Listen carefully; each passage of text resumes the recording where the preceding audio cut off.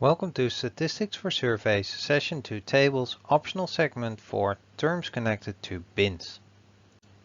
In this relatively short segment, I'll only discuss a few synonyms that are used for terms that are connected to bins. It's helpful if you watched Session 2 episode segment 4, Tables for a Scale Variable. In this segment, I'll discuss some additional terms: interval, range and width, as well as boundary and limit. Now, because bins is sometimes called classes and size is sometimes called range or interval or width, we actually have the following synonyms. The bin size is the same as a bin range, which is the same as a bin interval, which is the same as a bin width.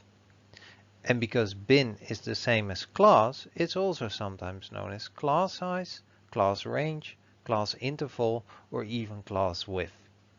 So depending on which textbook you have, you might actually see one of these, and they are actually all meaning roughly the same thing. Another small difference that's sometimes made is the difference between limits and bounds. Now, I've talked about lower bound and upper bound in session 2 episode 4, but if you use the smaller than or equal sign in a bin, then the 8 and the 10 are actually known as the limits.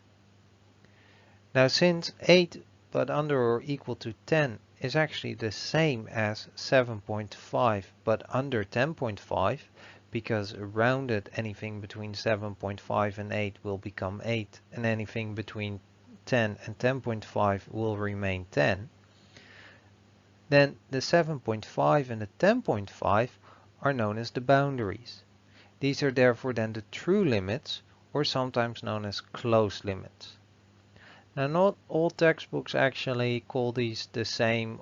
Some textbooks will call them the same, some will swap limits with bounds, so it's not so strict, so be a little bit careful if you have another textbook for your own study, which terminology they're actually using here.